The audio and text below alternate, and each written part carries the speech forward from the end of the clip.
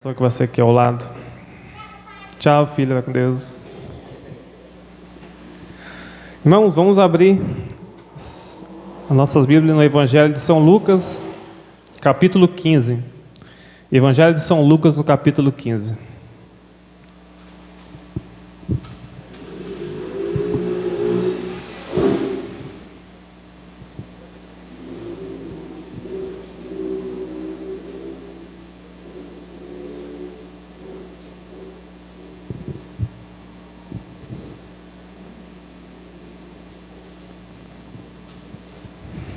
Amém, irmãos? Eu vou estar lendo aqui todo o capítulo 15. Amém? E chegavam-se a ele todos os publicanos e pecadores para o ouvir. E os fariseus e os escribas murmuravam, dizendo: Este recebe pecadores e come com eles. E ele lhes propôs esta parábola, dizendo: Que homem dentre vós, tendo 100 ovelhas, e perdendo uma delas, não deixa no deserto as 99, e vai após a perdida até que venha achá-la? E achando-a, põe sobre os seus ombros, rejubilando. E chegando a casa, convoca os amigos e vizinhos, dizendo-lhes: Alegrai-vos comigo, porque já achei a minha ovelha perdida. Digo-vos que assim haverá alegria no céu por um pecador que se arrepende, mais do que por 99 justos que não necessitam de arrependimento. Ou com a mulher que, tendo 10 dracmas, se perder uma dracma, não acende a candeia, e varre a casa e busca com diligência até achar, e achando-a, convoca as amigas e vizinhas, dizendo: Alegrai-vos comigo, porque já achei a dracma perdida. Assim vos digo que há alegria diante dos anjos de Deus por um pecador que se arrepende. E disse: Um certo homem tinha 2 filhos, e o mais moço deles disse ao pai: Pai, dai-me a parte dos bens que me pertence. E ele repartiu por eles a fazenda. E poucos dias depois, o filho mais novo, ajuntando tudo, partiu para uma terra longínqua e ali desperdiçou os seus bens, vivendo dissolutamente. E havendo ele gastado tudo, houve naquela terra uma grande fome e começou a padecer necessidades. E foi, e chegou-se um dos cidadãos daquela terra, o qual o mandou para seus campos a apacentar porcos. E desejava encher o seu estômago com as bolotas que os porcos comiam, e ninguém lhe dava nada. E tornando em si, disse: Quantos empregados de meu pai têm abundância de pão, e eu aqui pereço de fome? Levantar-me-ei e irei ter com meu pai, e dir-lhe-ei: Pai, pequei contra o céu e perante ti, já não sou digno de ser chamado teu filho, faze-me como um dos teus empregados. E levantando-se foi para o seu pai, e quando já ainda estava longe, viu o seu pai, e se moveu de íntima compaixão, e correndo lançou-lhe ao pescoço, e o beijou. E o filho lhe disse: Pai, pequei contra o céu, e perante ti, e já não sou digno de ser chamado teu filho. Mas o pai disse aos seus servos: Trazei depressa a melhor roupa, e vestiu-lhe, e põe-lhe um anel na mão, e sandália nos teus pés. E trazei o bezerro cevado, e matai-o, e comamos e alegremo-nos, porque este meu filho estava morto e reviveu, tinha-se perdido e foi achado. E começaram a alegrar-se. E o seu filho mais velho estava no campo, e quando veio e chegou perto de casa, ouviu a música e as danças. E chamando um dos servos, perguntou-lhe o que era aquilo. Ele lhe disse: Veio teu irmão, e teu pai matou o bezerro cevado, porque o recebeu são e salvo. Mas ele se indignou e não queria entrar. E saindo seu pai, rogava-lhe que ele entrasse com ele. Mas, respondendo ele, disse ao pai: Eis que te sirvo há tantos anos, sem nunca transgredi o teu mandamento, e nunca me deste um cabrito para alegrar-me com meus amigos. Vindo, porém, este teu filho, que desperdiçou os teus bens com as meretrizes, mataste-lhe o bezerro cevado. E ele lhe disse: Filho, tu sempre estás comigo, e todas as minhas coisas são tuas. Mas era justo alegrarmos-nos e folgarmos, porque este o teu irmão estava morto e reviveu, tinha-se perdido e achou-se. Amém, irmãos? Vamos orar. Senhor Deus, está no céu, te dou graça, meu Deus, está mais uma vez na tua presença, na tua casa, neste domingo, no dia do Senhor. para nessa noite pregar a Tua palavra para o Teu povo, para a Tua igreja, Senhor. Seja comigo nesta noite, dá-me graça, tem misericórdia da minha vida, que eu possa, meu Deus, falar segundo tal no Teu coração, a Tua igreja e o Teu povo. Meu Deus, nos abençoe, nos graça e nos seja tudo para a glória e para a honra do Teu santo nome nesta noite. É isso que eu te peço, seja com o Teu povo, com a Tua igreja, em nome de Jesus. Amém.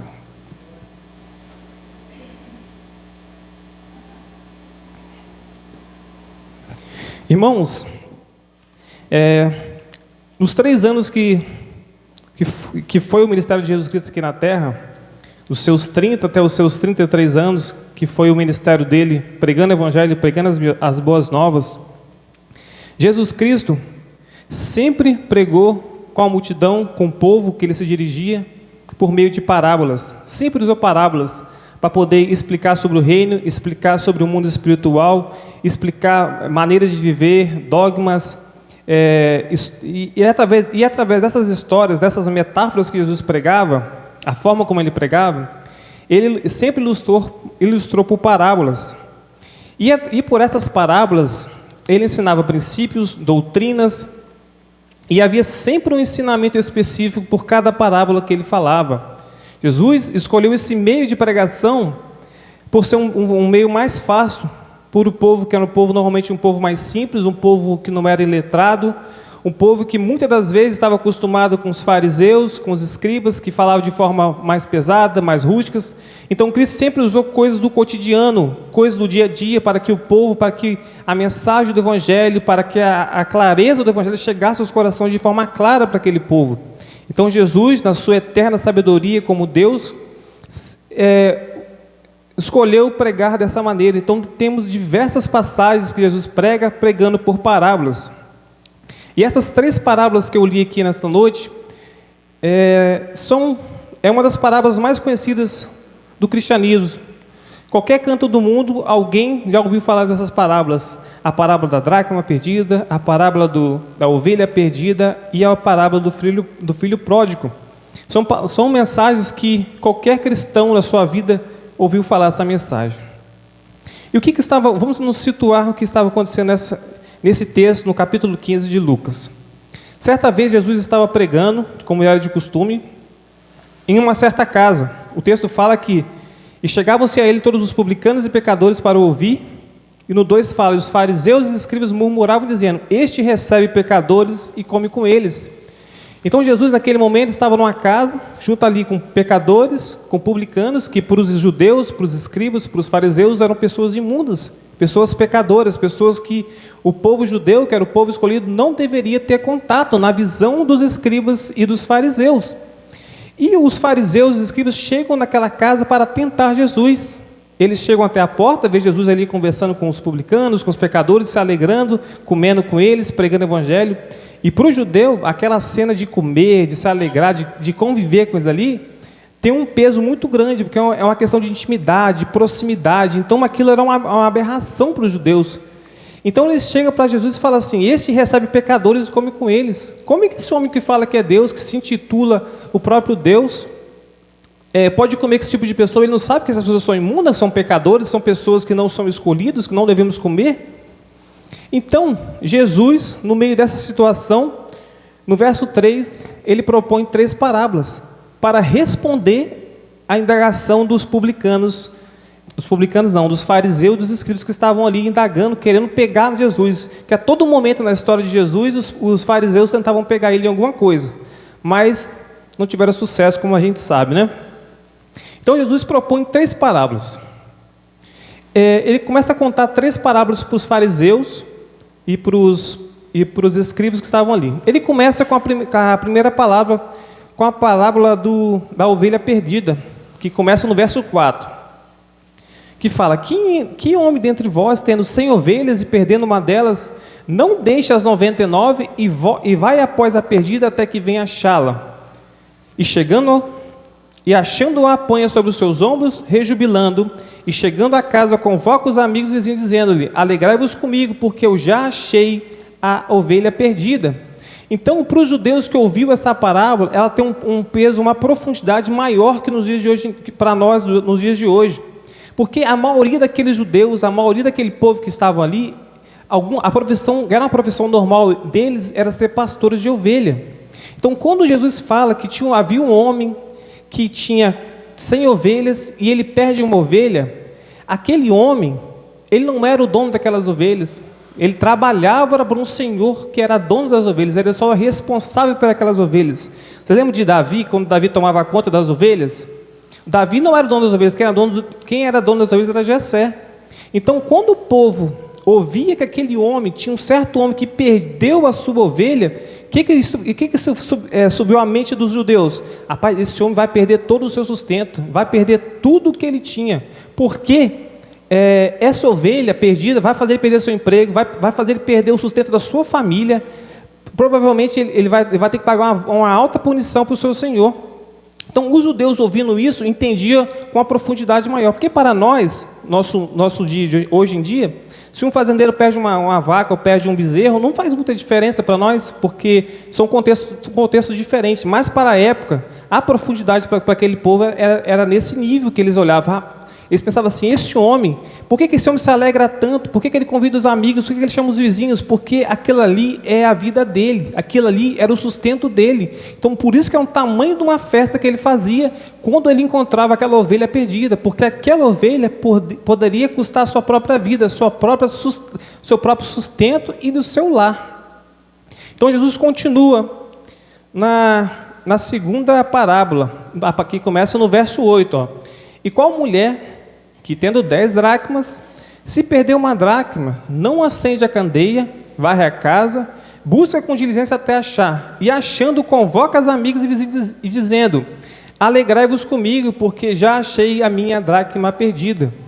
Então, irmão, Jesus conta uma parábola de uma mulher que tinha 10 dracmas, e em certo momento, ela percebe que ela perdeu uma dracma e fica desesperada. Ela arruma a sua casa toda, revira a casa toda, varra a casa, arruma a casa, até achar aquela moeda. Quando ela acha aquela moeda, ela dá uma grande festa, ela chama as amigas e fala que ela tinha perdido uma moeda e conseguiu achar. Mas para nós também não parece até uma história meio infantil, né? Uma mulher perder uma moeda e ficar desesperada por causa de uma moeda? Não faz muito sentido para nós. Mas por contexto do Oriente Médio, até nos dias de hoje, é assim. Quando uma moça se casava entre os 12 e os 15 anos, o pai recebia um dote pela filha. A filha era muito valiosa para o pai. Então, o pai recebia um dote pela filha. O que o pai fazia? O pai recebia esse dote e deixava uma parte desse dote com a filha. Por quê?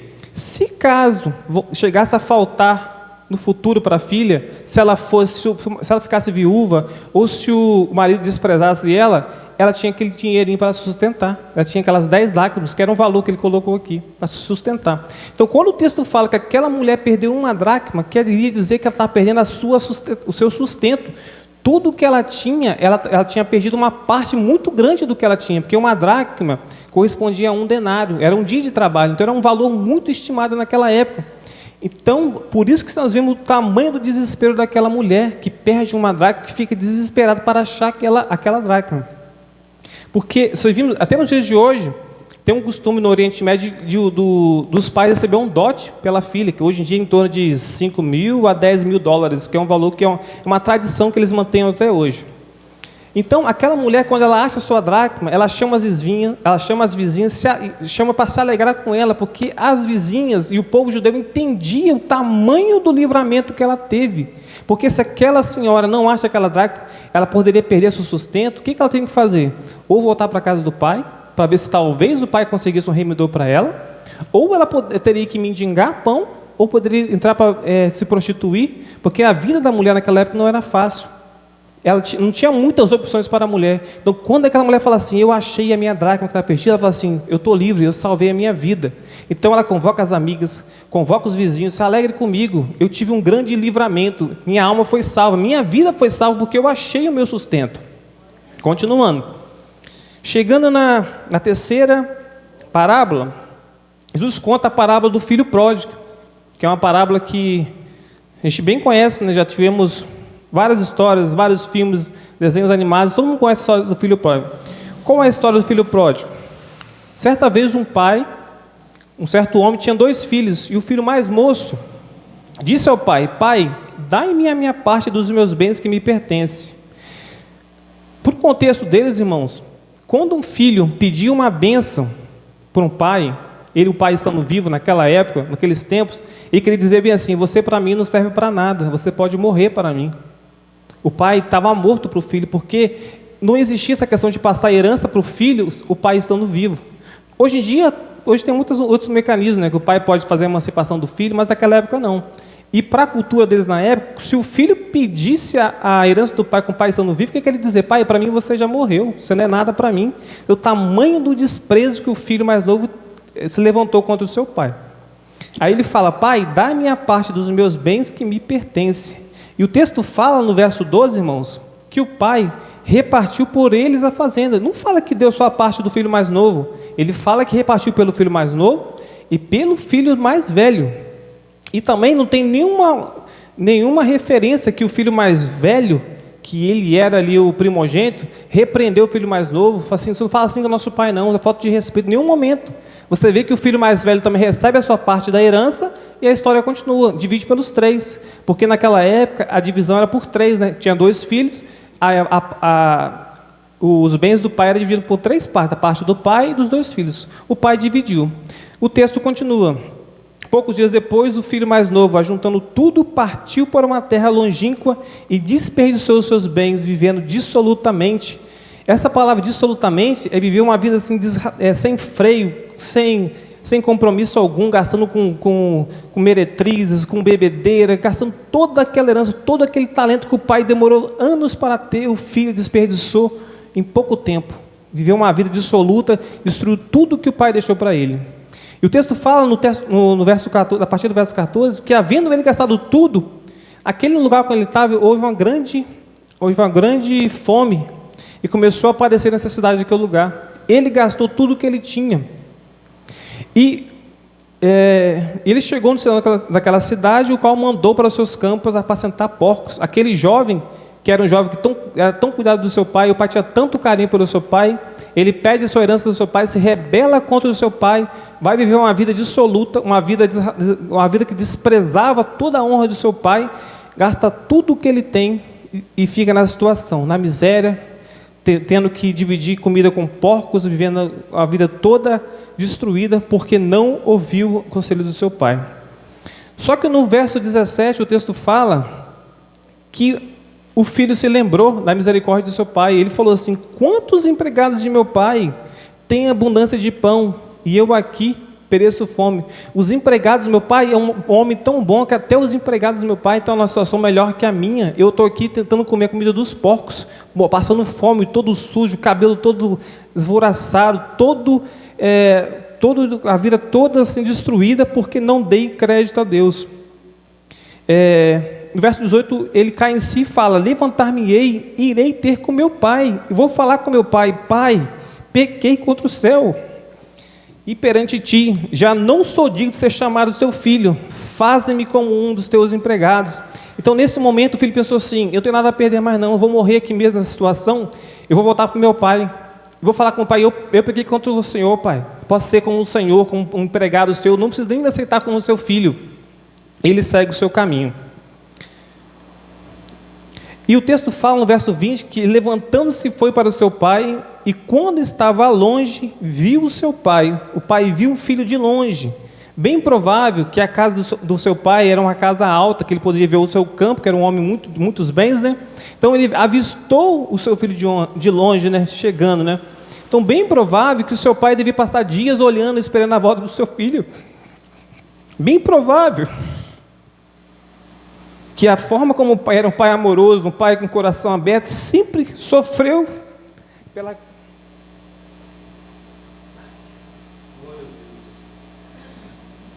O pai sempre sofreu com esse desprezo do seu filho.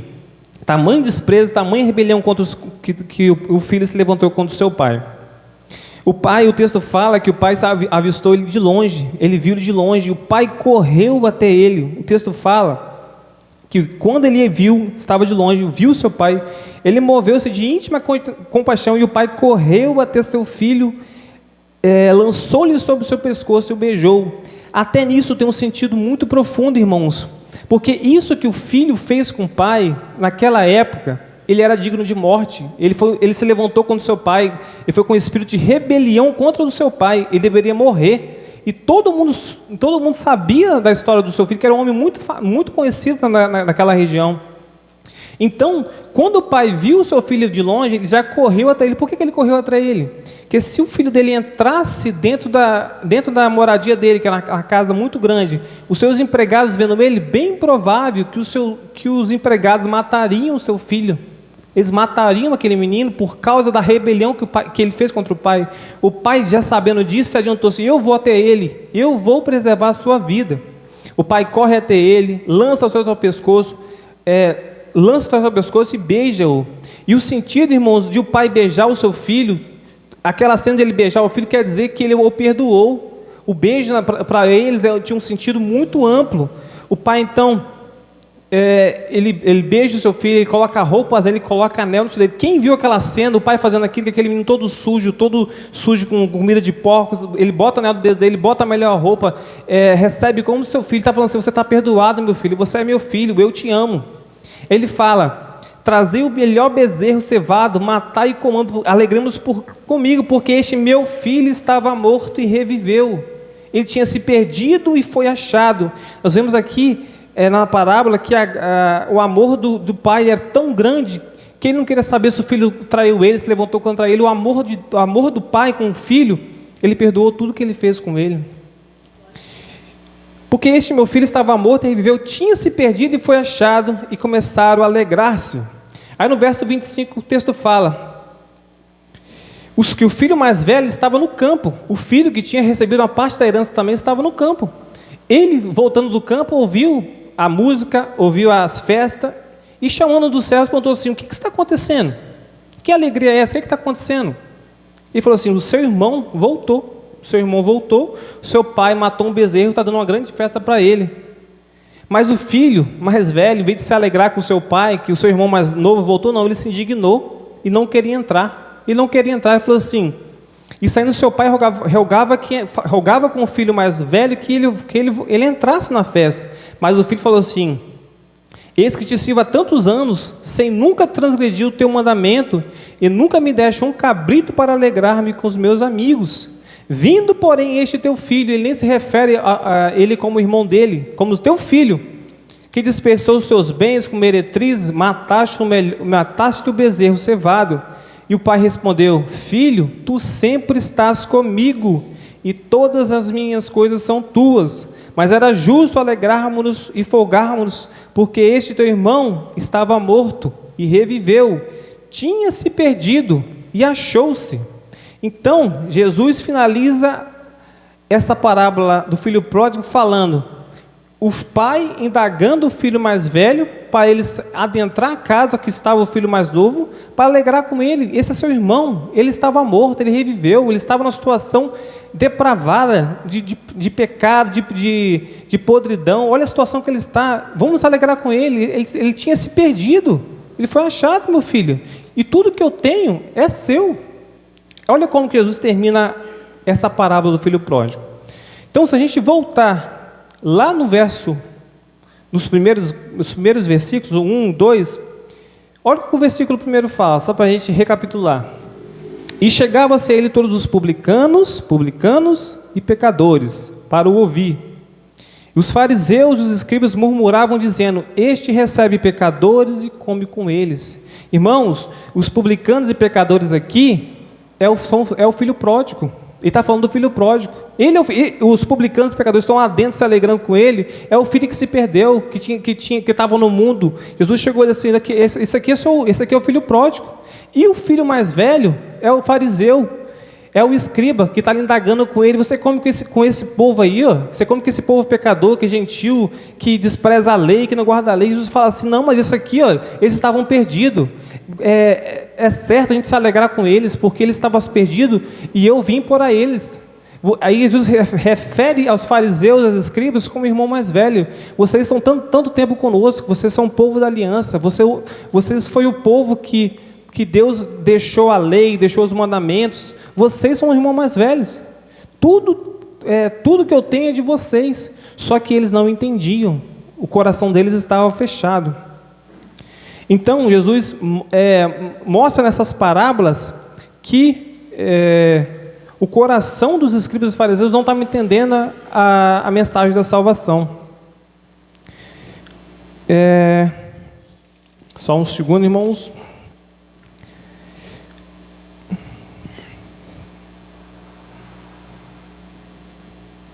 Então, irmãos, o que essas 3 parábolas nos mostram? A primeira, que é da dracma, mostra o valor, a ênfase que aquela mulher dá àquela moeda. Você vê a ansiedade que ela fica para achar, para procurar, o fervor de procurar aquela moeda, de tão valor que tinha para ela. Ele mostra isso na primeira parábola. A ovelha perdida nos mostra o valor que tinha aquela ovelha, o risco que ele tinha de perder tudo, perder o seu emprego, perder o sustento do seu lar. Então você mostra como que o homem aplica toda a sua diligência, toda a sua força, ele vai atrás, ele deixa as 99 no curral, ele corta um deserto para trás, procura essa ovelha, acha essa ovelha, bota nos ombros e volta alegre. Na terceira, irmãos, a parábola, o filho pródigo, ele pega as suas partes dos bens, deseja a morte do seu pai, se rebela contra o seu pai, usa todos os bens do seu pai que ele pegou para ele, gasta dissolutamente, gasta com coisas ilícitas, gasta com o mundo. Ele se volta totalmente contra o seu pai. O filho pródigo se volta contra o seu pai dentro da própria casa do pai dele.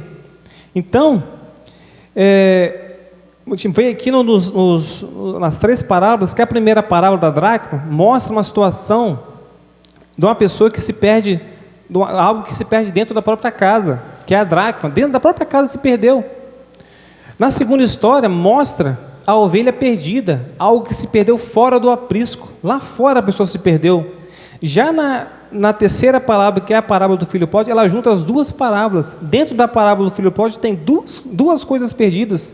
Tem um filho pródigo que se perdeu, foi para o mundo, viveu a vida dissolutamente, curtindo todos os prazeres do mundo, e dentro da própria casa tinha um filho mais velho que estava perdido. Ele fingia que amava seu pai, fingia que cuidava do seu pai, mas o seu coração ele era contra o seu pai. No primeiro momento, ele pegou a sua herança e foi embora, ele não repreendeu o seu irmão, ele estava dentro da casa do pai perdido. Então mostra 3 situações nessas parábolas.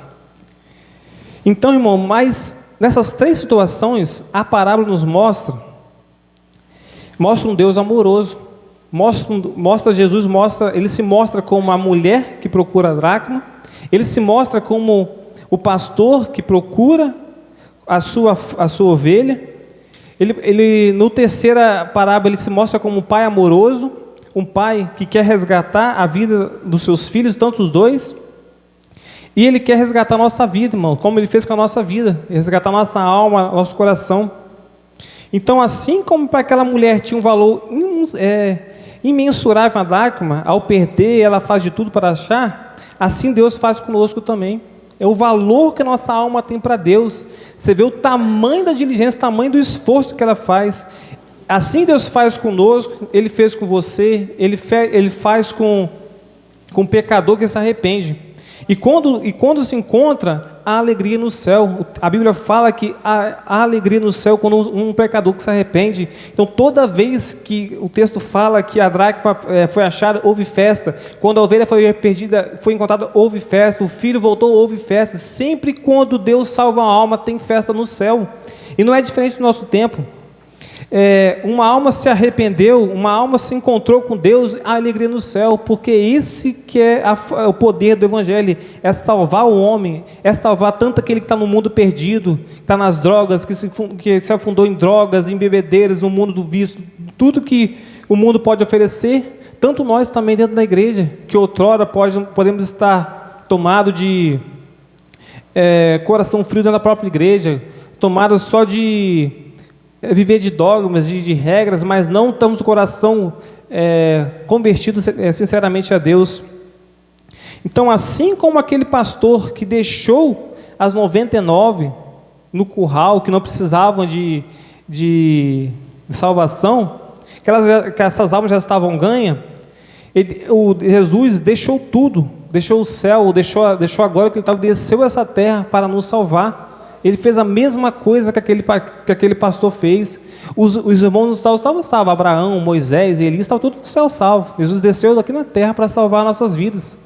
Ele fez uma obra, morreu na cruz, agora completou sua obra para nos salvar. E é assim que o Senhor faz conosco. Ele vai atrás dos que estão fora, dos devassos, dos que moram no chiqueiro, que trão os porcos, e desejam reconciliá-los. Ele não vê como um homem vê. Quando o pai vê o filho todo sujo, todo machucado, o texto fala que o pai correu até ele, foi até a sua direção. Isso mostra a motivação do pai, isso mostra a urgência. Ele que quer salvar o homem, ele quer arrancar o homem daquela situação. O texto mostra o desespero daquele pai em salvar seu filho. Ele mostra o desespero do pai de tentar reconciliar o mais velho que não estava entendendo o que estava acontecendo. Então você vê que a obra é a obra de Deus, a salvação é um dom de Deus. Deus vai fazer de tudo para salvar um homem. Então, isso mostra uma urgência, isso mostra uma vontade de Deus de salvar um homem. Tamanho da força do poder do Evangelho. Mas a Bíblia também vai nos dizer que o Pai transcende isso também. Que Deus também não está só vendo os perdidos que estão lá fora. Ele também está preocupado com os perdidos que possam estar dentro da própria igreja. Dentro dos ritos religiosos, dentro dos dogmas da igreja. Ele se preocupa com todos. Ele cuide de todos os seus filhos. Ele está de olho em todos. Ele é o pai amoroso. Ele é o pai que está de olho cuidando da sua casa. E ele fala para o filho mais novo, ele fala também conosco: tanto tempo estás comigo, e tudo que é meu é seu. Tu sempre estás comigo, irmão. Às vezes nós temos tudo nas nossas mãos, tudo está conosco, Deus está conosco. A gente fica às vezes criando um motivo, talvez para desanimar, para sair, esquecendo que Deus já fez tudo pelas nossas vidas. Então é preciso nos alegrar. Então, irmãos, vejamos que o amor do Pai, veja o tamanho do amor do Pai que tem pelas nossas vidas. As 3 parábolas todas são superadas pela figura bondosa do Pai. Ele mostra em 3 situações como que é a salvação do ser humano. Então, irmãos, talvez hoje, nós entramos aqui hoje e os irmãos podemos estar nos sentindo como um filho pródigo. A gente olha para nós e fala assim: eu sou pecador, eu sou ruim, eu sou mau, eu sei que para mim não tem, eu estou perdido mesmo, eu tenho essa ciência de mim, que eu estou em pecado, estou errado, eu preciso mudar a minha vida, eu sou o filho pródigo. Mas você se entrega diante de Deus, e Deus está de braços abertos para te abençoar, para te salvar, assim como Ele fez com aquele filho. Ele não viu a situação que ele estava, ele não viu a forma que aquele menino estava, talvez estava fedendo, estava mal arrumado, todo rasgado. Deus viu o seu coração, se arrependeu, creu nele e creu no Evangelho e se arrependeu. Ou talvez hoje nós podemos estar sentindo como aquele filho mais velho, achando que está tudo bem na minha vida, talvez eu precise só de um carro, ou de uma casa, está tudo bem comigo, mas às vezes você está perdido aqui dentro, você está vazio de Deus, você está deixando as outras coisas do mundo preencher o seu coração com outras situações que não é de Deus, e Deus também fala com você, que todas as coisas estão diante de ti. É só a gente abrir nosso coração, que Deus está pronto para nos abençoar, para nos salvar, e para nos direcionar, porque vimos nessas parábolas que a intenção maior de Deus é salvar nossas vidas, é cuidar do nosso coração e preservar a nossa vida. Amém, irmãos? Essa é a palavra que eu tenho essa noite. Deus possa nos abençoar. Amém? Vamos orar. Senhor, Deus no céu, te dou graça, Deus, por tudo, Deus, por essa noite, por estar aqui na tua presença. Obrigado pela tua palavra, ter falado com o teu povo, com a tua igreja, Senhor. Obrigado por tudo, ser conosco. Em nome de Jesus Cristo eu agradeço. Amém.